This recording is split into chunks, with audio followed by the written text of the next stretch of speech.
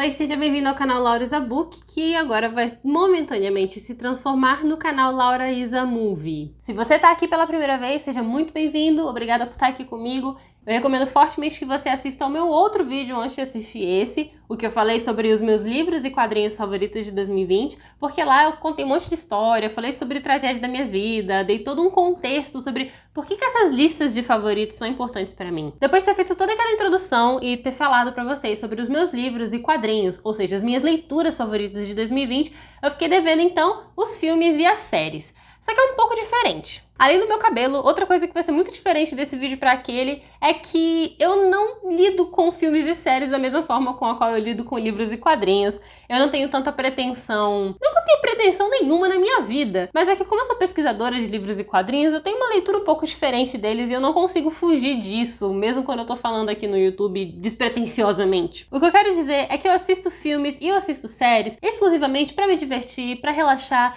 para me alienar, para esquecer dos meus problemas, vendo os problemas dos outros, os problemas dos personagens, porque eu também gosto de um filme de desgraça. E também eu não assisto tanto filme assim, nem muito menos vejo série. Eu já passei acho que um ano inteiro sem assistir episódio de nada. E ano passado foi um ano que, como eu comentei no meu vídeo anterior, foi muito diferente pra mim nesse sentido. Eu nunca tinha visto tanto filme na minha vida. E eu acho que isso foi bem normal no período de quarentena pra todo mundo, né? Já que a gente tava em casa sem ter o que fazer, a única coisa que a gente fazia era encarar essas telinhas. Já falando um pouquinho sobre séries, assim como os quadrinhos, eu acho que eu vacilei um pouco, eu deveria ter acompanhado mais, deveria ter ido atrás de coisas que eu sei que eu vou gostar, mas que eu não vejo por preguiça, eu acho. Por exemplo, eu tô há uns 10 anos tentando terminar Mad Men, que eu tô assistindo há muito tempo, eu acho que até hoje eu tô na 5ª temporada, e dessas 36 filmes e 13 séries, eu escolhi os que eu mais gostei pra compartilhar aqui com vocês hoje, então vamos para essas duas listas. De novo, não tá em nenhuma ordem específica, não é um ranking, são simplesmente 5 coisas de cada um que eu gostei bastante de ter assistido pela primeira vez em 2020. O primeiro filme, então, é um que eu tenho muita dificuldade de pronunciar, eu nunca lembro como é que fala, é Nausicaa.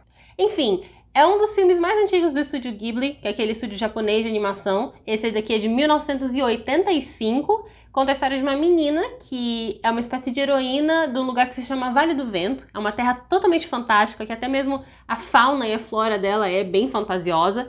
E ela tá tentando convencer as pessoas daquela região que ela mora que os monstros que eles estão acostumados, na verdade, não são tão monstros assim. Mas o que me chamou a atenção nele foi principalmente o formato das coisas, material mesmo, porque como se trata de uma animação que é totalmente desenhada no estilo mais geométrico, mais arredondado do estúdio Ghibli, e as cores que são muito características que também entram nessa equação, eu gostei muito do visual do filme. E também do fato de que o estúdio Ghibli tá trazendo pra gente personagens femininas fortes e heroínas desde muito tempo atrás, enquanto a Disney tava comendo poeira, botando princesa pra ser beijada por príncipe. Então, gostei muito. É mais um dos filmes do estúdio Ghibli, que eu acho que eu não tenho nenhum dos que eu vi até agora que eu não gostei. Por isso que ele entrou pra minha lista de favoritos de 2020. O próximo filme é um que tá não só mas 2 anos atrasados, porque 2 anos atrás, quando ele saiu em 2019, ele entrou pra lista de favoritos de todo mundo, que é o Midsommar, do Ari Aster. Que loucura. Loucura, completamente louco aquele filme. E é maravilhoso. É um filme extremamente carregado de significado, de simbolismo, de detalhismo. É um filme que eu fiz uma coisa que eu não gosto de fazer, mas que eu senti necessidade, que é ir atrás de explicação. Depois que eu assisti algum vídeo no YouTube, eu li alguma matéria no jornal ou em blog de alguém destacando algum cenário ou algum detalhe que eu tinha perdido, eu voltava e assistia de novo e eu percebia conexões e simbolismos e representações. Ele é muito carregado, é um filme muito detalhista. E além disso, é carregado também na questão emocional, principalmente se você é mulher. A forma como esse filme trabalha o luto feminino, no sentido tanto da morte quanto da perda de relacionamentos em geral, e da união feminina, da questão da sororidade no significado mais primitivo da palavra, que é a união entre mulheres, no sentido de a gente reconhecer o que uma outra passa, é tão bem trabalhado nesse filme que eu fiquei surpresa do fato de ele ter sido dirigido por um homem. Enfim, é um filme de terror, é um filme que tem bastante gore, sangue e destruição, então se você não gosta desse tipo de coisa, não é pra você. Mas quem ficou curioso e quer saber um pouco mais, ou então se você já assistiu esse filme e quer expandir o seu repertório de análises malucas de Midsommar, um vídeo que eu gostei muito, que me fez lagrimar, na verdade, de tão emocionada que eu fiquei depois de ter assistido ele, depois de ter assistido o filme, foi o da Dri, não sei pronunciar o sobrenome dela, do site do canal Redatora de Merda, que é um nome maravilhoso e que vai estar linkado aqui embaixo pra vocês assistirem também. Os próximos 2 filmes também são de 2019, sendo o primeiro deles o Retrato de uma Jovem em Chamas, da Celine Sciamma? É assim que se fala? Olha, esse filme...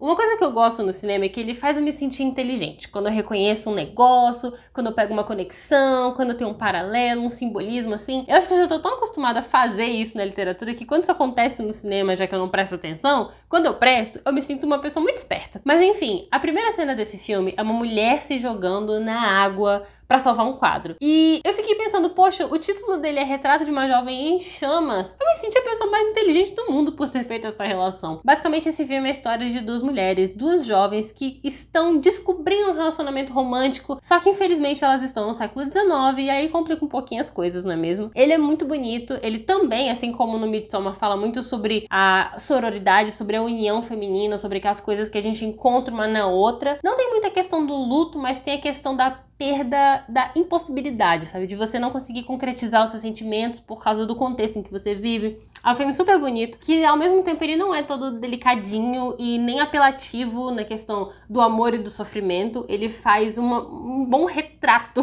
desse relacionamento que te envolve e faz você torcer pelas duas meninas. E não vou contar o final, porque, né? Mas é um filme que eu super recomendo. Coincidentemente, além de ser de 2019, o próximo filme também é francês. E esse eu assisti graças à minha professora de francês, que me recomendou pra eu fazer meu dever de casa. E foi uma das animações mais legais que eu já vi. Eu gosto muito de animação. Eu acho que eu gosto mais de animação do que de cinema tradicional, muito por causa de influência da minha irmã, que é animadora. Esse daqui se chama Perdi Meu Corpo. Não vou nem tentar falar o nome do filme em francês, porque senão a Natália vai brigar comigo. Também não vou falar o nome do diretor, vou botar aqui na tela, porque meu francês não tá funcionando há 1h da manhã. Conta a história de um menino que não se dá muito bem com a família, não tem muitos amigos, não gosta do trabalho que ele tem. Ele tá tentando se encontrar no mundo, sendo de uma família de imigrantes na França ali. E ele é todo contado do ponto de vista de uma mão. E essa mão, no caso, é a que perdeu o corpo, daí o nome do filme. E essa mão tá tentando voltar pro seu corpo e esse menino tá tentando achar uma razão pra viver. E essas duas coisas estão muito conectadas. E o roteiro não é perfeito, tem alguns furinhos, tem algumas coisas que não são tão interessantes de acompanhar, que não se desenvolvem tão bem. Mas esse filme ter perdido o Oscar no ano passado deve ter sido Toy Story 4, sei lá, alguma coisa assim, foi muito injusto, porque eu fico brava toda vez que a Disney ganha alguma coisa, simplesmente por ser a Disney, enquanto o mundo tá tão cheio de outros filmes que mereciam ser reconhecidos e não são, porque a Disney leva tudo. Não gosto dessa história, eu fico bem braba. Esse filme é muito bacana, assistam, vocês vão gostar com certeza. Eu deixei pro final dessa lista um curta-metragem que é super especial pra mim, porque ele foi feito por um grupo de universitárias lá da UF, que é a Universidade Federal Fluminense. Ele se chama Vó, a Senhora é Lésbica, é uma interrogação, e é uma adaptação de um conto da Natália Borges Polesso, daquele livro Amora, que quem assistiu o meu vídeo de recomendações pro Desafio do Ler Mulheres sabe que eu vou falar sobre esse livro sempre que eu puder, porque ele é lindo, maravilhoso, perfeito. Conta a história então de uma menina que tá descobrindo, tá despertando os seus sentimentos sáficos, que é um relacionamento entre duas mulheres, pra quem não conhece esse termo, que eu conheci recentemente. E nesse processo todo ela acaba descobrindo que a avó dela talvez seja lésbica também. Tem várias evidências aí na família e o conto, no caso o filme, o curta, vai explorar essas relações que elas têm. Essa pergunta que dá título ao conto e ao filme é feita pelo irmãozinho criança dela no momento de jantar da família, então essa tensão toda que fica no ar é muito bacana, muito bem explorada. Uma coisa que eu gostei muito nessa adaptação é que a Natália Borges Polesso é do Rio Grande do Sul e apesar de ela não deixar explícito onde e quem são as pessoas que estão participando dessa história, a gente deduz que sejam pessoas brancas por causa da região. E no caso, esse conto foi adaptado pra cidade de Niterói com personagens negras e isso foi muito legal também. Foi filmado lá na minha universidade, tá disponível de graça aqui no YouTube, eu vou colocar o link pra vocês assistirem, porque ele é muito gracinha. Não tem nem como eu fazer um vídeo sobre favoritos de 2020 sem falar da melhor coisa de 2020. Não tô falando só de série, não tô falando só de filme, não tô falando só de entretenimento, tô falando da minha vida. Se você me perguntar qual foi a melhor coisa que aconteceu no ano de 2020 pra você, eu vou respirar bem fundo, vou olhar no fundo dos seus olhos e vou te dizer o Baby Yoda.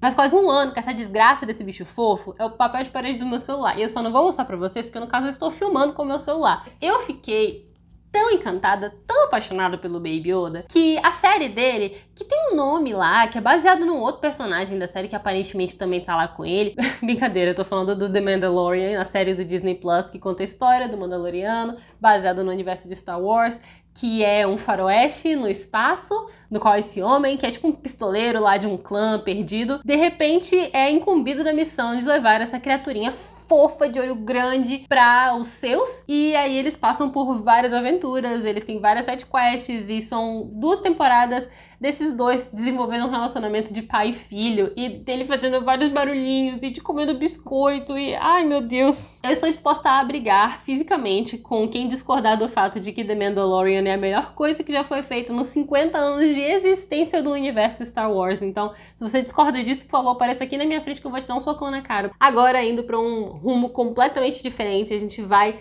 sair do espaço e aterrissar na Inglaterra nos anos 20, numa mansão com uma família muito rica e os seus funcionários e uma fofocaiada de 12, 10 temporadas. Estou falando de Downton Abbey, uma das séries favoritas da vida, que eu terminei de assistir no ano passado. Eu gosto muito dessa história não só por causa de como ela é perfeita no sentido de caracterização, de espaço e de representação das questões de classe, inclusive, que aconteciam naquela época. Tem um personagem marxista na série, gente, é muito bacana o desenvolvimento deles todos. Algumas temporadas são melhores que as outras, obviamente, mas um dos motivos que mais me faz ser apegada a essa série é o fato de que eu assisti ela junto com a minha mãe e a minha irmã. Quem assistiu o vídeo anterior a esse, no qual eu falei sobre por que as coisas que são favoritas de 2020 são tão especiais pra mim, fiz uma pequena introdução, falei um pouco da minha vida, vai lembrar que eu falei sobre a questão das conexões. A minha mãe mora fora de casa há muito tempo, foi ela que saiu de casa ao invés de ter sido eu e a minha irmã. Ela voltou recentemente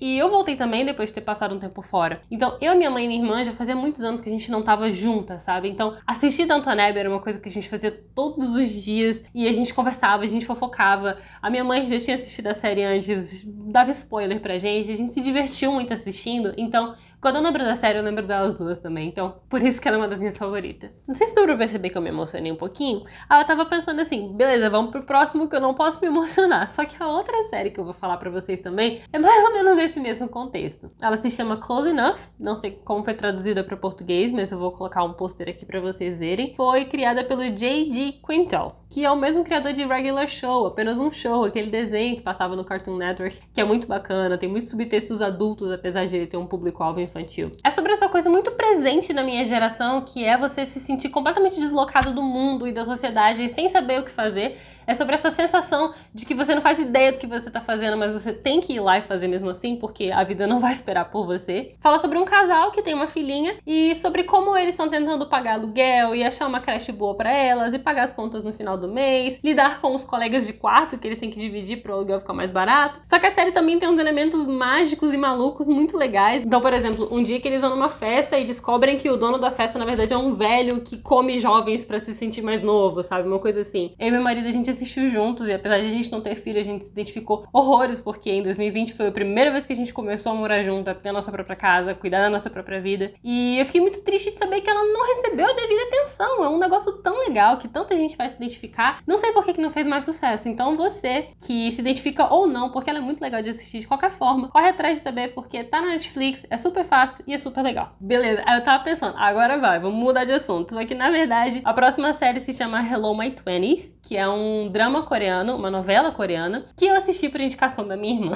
E ela tá nessa lista de melhores de 2020 justamente porque foi um ano em que a minha irmã, a gente se aproximou muito e foi a primeira vez que eu assisti qualquer coisa da Coreia, sabe? Que não fosse, tipo, clipe de K-pop que ela me obrigava a assistir. Então, é uma história sobre eu acho que são 5 meninas, que são colegas de quarto, elas dividem um apartamento e são todas universitárias, ou então jovens adultas tentando se virar. É muito legal ver como que, apesar de ser uma cultura totalmente diferente, literalmente no outro lado do mundo, ainda tem tanta coisa em comum com a gente. E a série é muito bonitinha, muito fofinha, as relações entre elas são muito bacanas. Eu gostei de ter assistido, foi a minha primeira experiência com um drama coreano, eu espero ter outras. Eu acho que depois eu assisti mais um, mas nem lembro o nome dele agora. Mas de Hello My Twenties eu gostei bastante, é um negócio que eu super recomendo pra quem ainda não assistiu um drama coreano e tem interesse em começar, tem interesse em se introduzir nesse universo. Apesar de que eu não gostei da segunda temporada, então eu nunca terminei, mas a primeira é realmente muito bacana. A próxima série só entrou nessa lista porque ela ganhou uma briga muito feia contra uma das minhas séries favoritas da vida que eu também assisti em 2020. Então antes de eu falar dela, deixa eu fazer uma menção honrosa pra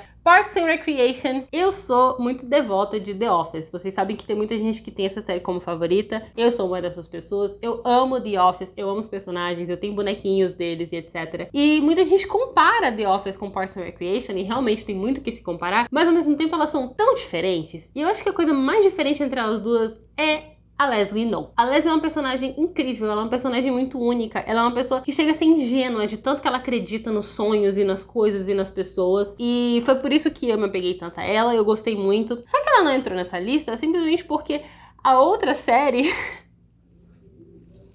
Eu também tenho uma relação afetiva muito grande com ela. Lá em 2019, quando eu ainda tava sozinha lá nos Estados Unidos, enquanto meu marido tava aqui no Brasil, uma das coisas que a gente fazia pra se sentir mais próximo era assistir juntos Modern Family. São 11 temporadas, uma série que começou em 2019 e acabou em 2020, que conta a história de uma família que, pros padrões americanos, é fora do normal. Mas se você colocar ela em qualquer país da América Latina, é uma família qualquer. Na verdade, isso é abordado na série porque uma das minhas personagens favoritas, que é a Gloria, interpretada pela Sofia Vergara, é uma mulher colombiana muito jovem que se casa com um homem muito velho que tem 2 filhos. Um deles é um homem gay que casou com um cara e eles 2 adotaram uma menina do Vietnã. E a outra é uma mulher que tem um marido e 2 filhos e aparentemente uma vida normal. E todos esses personagens têm relações muito engraçadas, as coisas que eles falam. É como se fosse uma espécie de mockumentary, né? Então é como se fosse um documentário falso, eles dão entrevistas pra câmera. E eu acho que o objetivo todo dela é justamente mostrar que aparentemente eles são diferentes, uma família moderna, mas na verdade eles são a família mais típica possível, então você conhece muito da cultura dos Estados Unidos através desses personagens. Eu gostei muito justamente porque eu estava vivenciando aquela cultura pela primeira vez, e simplesmente porque ela é uma série que não tem grandes pretensões, é uma série de almoço, é como se fosse uma grande novela nos Estados Unidos. A série é o equivalente da novela, né?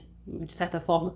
Então, eu e o Diego, a gente assistia, tipo, quando tava comendo, a gente parava pra ver junto um episódio ou outro. E quando eu cheguei no Brasil, a gente continuou assistindo. E eu tenho muitas memórias, sabe, sobre assistir e desenvolver apego com esses personagens. Porque, afinal de contas, foram 11 temporadas que a gente assistiu. Então, apesar de Parks and Recreation eu gostar muito mais, por causa dessa memória afetiva e dessa conexão que essa série me ajudou a criar, ela está nessa lista, que acabou. Esse é o fim da lista. Então, essas foram as minhas séries favoritas de 2020 e os meus filmes favoritos de 2020. Quero saber quais foram as séries que você assistiu, os filmes que você assistiu. Como vocês devem ter reparado, eu não sou muito boa com séries, então aceito recomendações, mas não prometo que vou assistir tão cedo. No próximo vídeo a gente provavelmente vai voltar pra programação normal, falando sobre livros e quadrinhos. Mas se você gostaria que eu falasse mais sobre filmes e séries, apesar de eu ter sido um completo desastre nisso, curta esse vídeo, porque dependendo de como for a recepção, talvez eu me esforce um pouquinho mais pra trazer mais conteúdo sobre as coisas que eu assisto, além das coisas que eu leio.